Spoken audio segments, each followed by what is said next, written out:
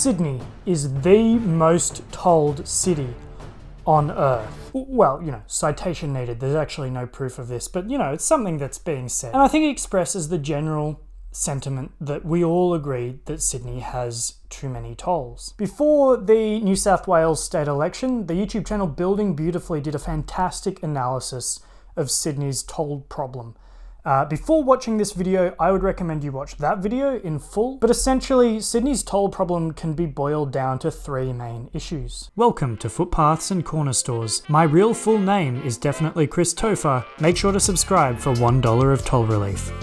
Issue number 1. Inequitable pricing. Most of Sydney's tolls are not there temporarily to refund the money the government spent on building the roads, like the Pacific Highways toll was back in the day. No, the tolls are there to fill the coffers of Transurban, a private company that built the toll roads in partnership with the government and has a very, very long lease on most of them. Now, Transurban has a significant monopoly on Sydney's toll roads. And, as revealed after Shareth's video was made, the ex-finance minister accidentally owned shares in them. So because the toll roads are privately owned by a for-profit company who currently has a monopoly on toll roads, that means that the pricing isn't uniform, it isn't competitive, it's actually incredibly inequitable. And guess where the most expensive tolls are? I'll give you a hint. It's where there is very little public transport, so people don't have that much choice in how they get around. It's also where people can least afford to pay them. Yep, it's Western Sydney. 17 out of 20 of the suburbs with the highest rates of toll relief were all in Western Sydney. The second problem is underused toll roads. Yep, as if things weren't already bad enough with the inequitable pricing, the toll roads are built on a dodgy business case. The actual traffic volumes at the opening were only 32 to 45% of the forecast values for tunnel projects, and 48 to 82% for select intra-city link route projects. The third problem, congested local roads. Two of the claimed benefits of toll roads are reduced travel time and reduced congestion on local roads. The first is mostly true with a few exceptions. And the second is mostly false with a few exceptions. I live a few streets away from Epping Road, and let me tell you, the M2 is not doing a thing to help. Parramatta Road as well is still suffering despite the M4. See my video for more information about that. This can be for a few reasons. These toll roads can actually attract car traffic to them, which means that the roads around them can get more congested as a result. And also, since the tolls are so expensive and the pricing is so inequitable, it means that people are likely to use local roads instead of toll roads, which just means that the toll roads are doing nothing about congestion. So with all this information, it's really easy to see how Shareth arrived at the conclusion that he did. There is no easy solution to Sydney's toll road mess. Tolls are just simply something that we as Sydneysiders must accept as part of the increasingly expensive reality that we live in. Thank you for watching.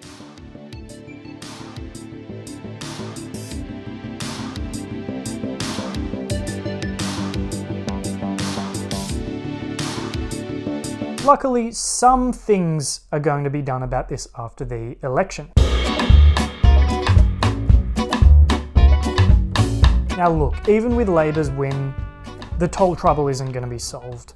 But it will be much better than if the Liberals had won. One of the reasons that the toll trouble will be better under Labor, oh my god, I sound like friendly Geordies, is because they will not build new toll roads, or at least they won't prioritise it, is what they said. And they have effectively cancelled a new $10 billion toll road to the Northern Beaches. They will also cap tolls at $60 a week, which is a much more generous toll rebate plan than the Liberals. But these toll rebates will cost $520 million over 2 years. Now the good news is that Labor will keep the Sydney Harbour Tunnel toll concession in public hands and return revenue from both the Sydney Harbour Tunnel and the Sydney Harbour Bridge to drivers in the form of toll relief. And the reason they can do that is because these two are the only two toll roads in Sydney currently not owned by Transurban. They're owned by the government. Now, the average combined toll revenue per year for both of the government-owned toll roads is $134 million, that only covers around 52% of Labor's toll relief plan.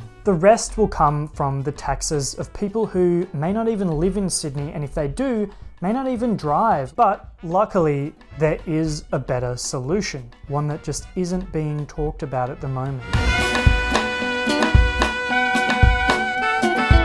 A congestion charge would solve the three problems with toll roads that I've mentioned: inequitable pricing, underused toll roads, and congested local roads. The method was adopted in London in 2003 to reduce congestion in the city centre, and drivers pay about $25 to enter the 20 square kilometre section of the city, with some changes to how it was implemented to really tailor it to Sydney's problem. For example, it would have to cost way less than $25 because otherwise it wouldn't make it more equitable and affordable. I think a congestion charge could be a real solution to Sydney's toll trouble. For starters, it could be a really effective revenue raiser for toll relief, and an equitable one as well, because the congestion charges could be done in wealthier places than Western Sydney, like the eastern suburbs, the city, and the inner west and north Sydney, where not only are there people with more ability to pay the congestion charge, there are also many other ways to get around, such as walking, public transport,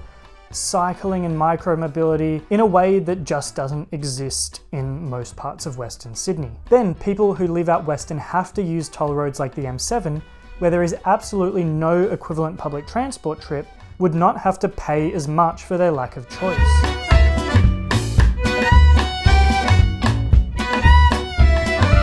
For maximum effect, the congestion charge would have to result in serious reform to the way that tolls worked. Instead of the full price being paid at the gate and then being compensated for later by the government, to make things really easy for the toll payer, the price at the gate would have to be lowered and the rest would still be paid to Transurban by money raised from the congestion charge. I should note that Transurban are open to changing how tolls are paid, just as long as they end up with the same amount of money. This would have to be done in a way that made pricing uniform around the entire toll road network to make it more equitable. It would also make the toll roads more popular. One of the reasons that I always hit no tolls on Google Maps whenever I drive somewhere is because I just have no idea how much it's going to end up costing, because the tolls are just so unpredictable and varied. The cheaper and more equitably priced toll roads made possible by the congestion charges would also ease traffic on local roads. 5 years ago, when tolls were increased on the M4,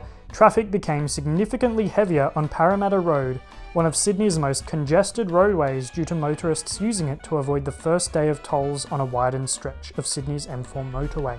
And as I already mentioned, people use Epping Road to skip the M2 and get to the cheaper Lane Cove tunnel. If all toll roads cost the same and were more affordable, this kind of thing just wouldn't be a problem.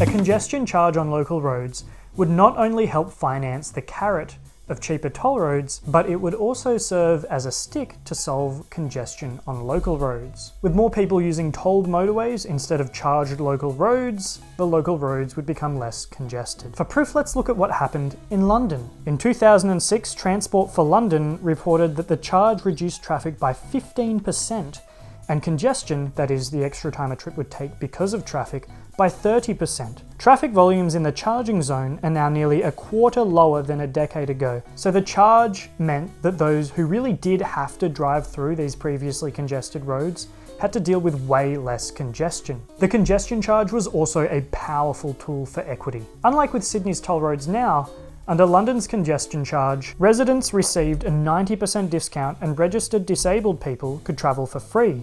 Emergency services, motorcycles, taxis, and minicabs were exempt. Currently, only emergency vehicles are exempt from Sydney's tolls. That being said, as you've no doubt noticed, Sydney's situation is very different to London's. In fact, we're solving an entirely different problem. London was solving congestion in the city centre, which is a goal that Sydney could pursue later on with a congestion tax unrelated to tolls, but at the moment we're trying to solve the toll road trouble. So we'll need a more tailored solution. How would that solution work?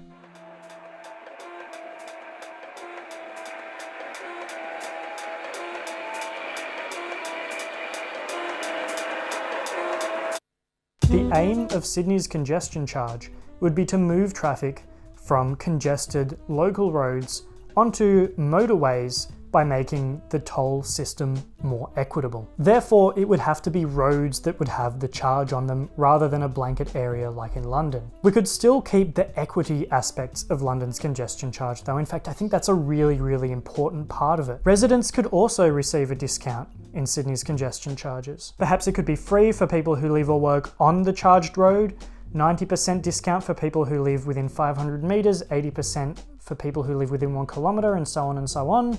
I don't really know how it would work. That kind of nitty gritty with the actual pricing would require a lot of research and a lot of modelling. I'm just a humble YouTuber. The best roads to target would of course be the most congested, but there would still be a few more really important eligibility factors. For starters, what makes something a local road rather than a motorway? Well, it needs to have businesses or residences on it. It needs to have regular side streets rather than on and off ramps. Basically, anything on the side of it makes it not a motorway, but a street. And it becomes a problem when it's also used as a road, right? With businesses on the side. That just doesn't work, and that's called a stroad. For more information about stroads, head over to my Parramatta Road video where I give a bit more of an in-depth definition. So stroads would have to be prioritised because they are really negatively impacted by congestion. It's also important to consider if there's an alternative, better route to a potentially congestion charged stroad. If there's not, it's just the same racket as toll roads, making money off a lack of competition. This alternative route could look like an underused toll road that would be more attractive with the subsidised tolls, or it could even just look like a train line. Let's look at Sydney's top 5 most congested roads with the longest peak times and see how many meet this criteria. An enemy about to explode. They refuse to drive out to Parramatta Road. Right away we can see that Parramatta Road is the perfect place for a congestion charge. It's a stroad with plenty of struggling businesses, residences and interactions with perpendicular side streets. You only need to walk up Parramatta Road and you can actually see that it still looks like a dump. It's got a parallel toll road, the M4, which could be subsidised with the congestion charge money, and it's also got a hefty parallel railway line that the T1, T2, T3, T7 and T9 use, as well as the Western New South Wales, Blue Mountains and Newcastle lines. So there are plenty of other options for people currently driving down it. To top it all off, Parramatta Road's surroundings are already reasonably walkable, especially in the inner west, and there are plans to put a cycleway and more bus lanes down it, so the discouragement of car traffic would have immediate, enormous and really positive effects.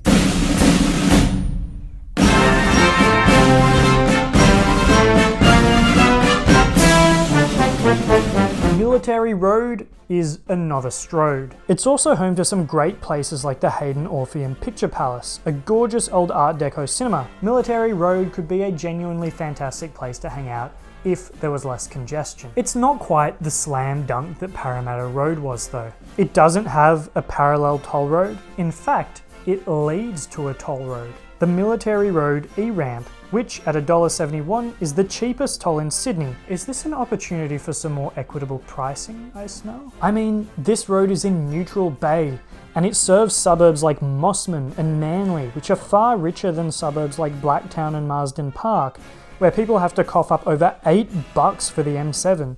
So while Military Road doesn't have a parallel train line or toll road, it leads to an unfairly cheap toll, and the scales could definitely be balanced here with a congestion charge. And look, let's be honest, I don't think there's a huge problem with milking a little bit more money out of Mossman to help the people in Western Sydney. I mean, they can definitely afford it. But without an alternative route, it might not be the best road for a congestion charge. I mean, I'm on the fence about this one. What do you guys think? Let me know in the comments. Manly Warringah, Manly Warringah. Next is Warringah Road. Part of it is a stroad, but there are parts that aren't.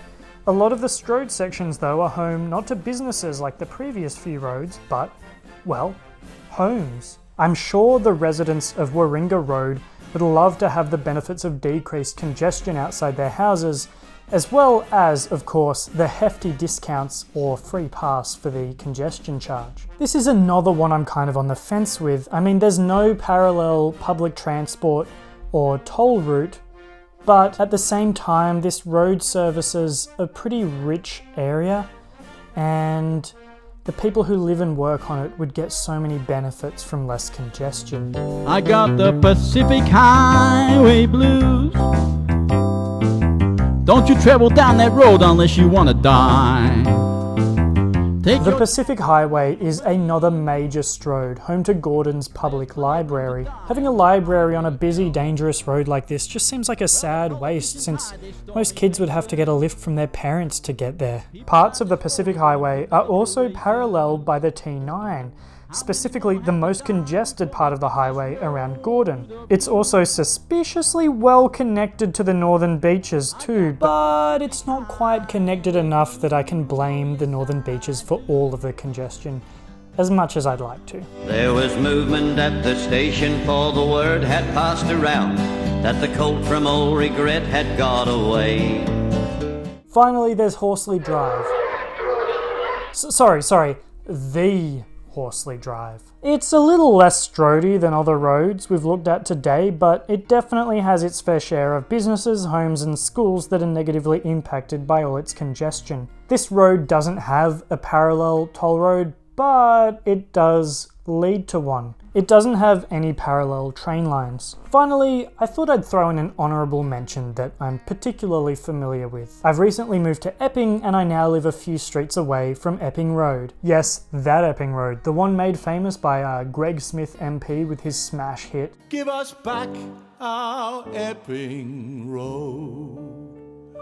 There are parts that are stroads, like the horrific crawl through Macquarie Park, but there are also some non-strode parts that are relatively free of congestion and wouldn't need a charge, like the part that runs over the Lane Cove Tunnel and is home to bus lanes and a cycleway. The M2 runs parallel to it, and the T9 and Metro run parallel for parts of it as well. Even though it's not in the top 5 most congested roads in Sydney, it's still a great contestant for a congestion charge, and I think there'd be a lot of non-top 5 roads in Sydney just like it. Now, if you've been paying attention so far, you may have noticed a worrying pattern. All of these roads, except for Warringah Road, lead to a toll road.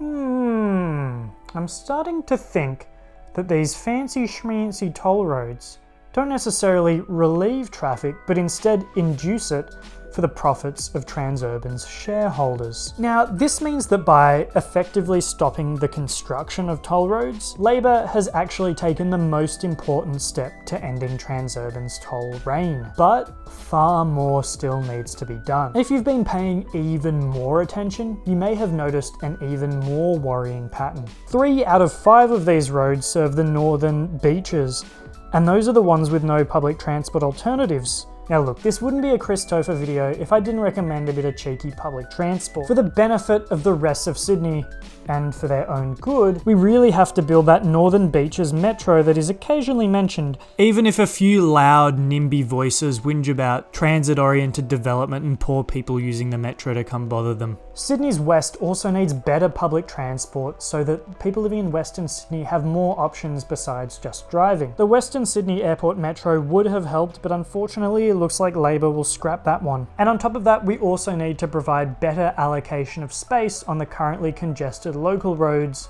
than what there is at the moment. This will make them nice places to be rather than just drive through, and it would look like wider footpaths, cycleways, bus lanes and trees. So yes, this congestion charge is only a band-aid solution. It could and should be rolled back as Transurban's toll roads slowly make their way into public ownership. Then the tolls could be removed from them, and so could the corresponding congestion charges, unless locals wanted to keep them to fund improvements to the street and keep battling congestion. But that would be something to be decided by them later down the track. But having a good quality band-aid solution to the wounds that Transurban has inflicted on Sydney's roads is really actually very necessary, because this is a wound that will be bleeding for a long time. Most of Sydney's toll roads will remain in Transurban's hands until 2060, far too long for taxpayer money to shoulder the burden of toll relief. Currently, a congestion charge isn't part of the political conversation,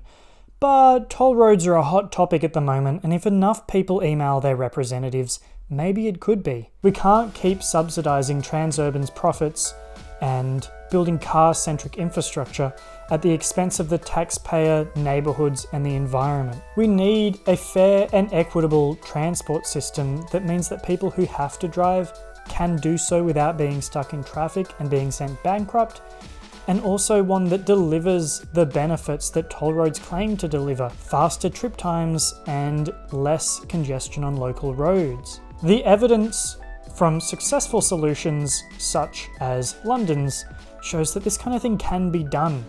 Action just needs to be taken. London's congestion charge worked because it had a clear and convincing premise, and it was just one part of larger efforts to improve travel across all forms of transport in the city. Sydney can have a similarly clear narrative. Let's take back our transport system from Transurban.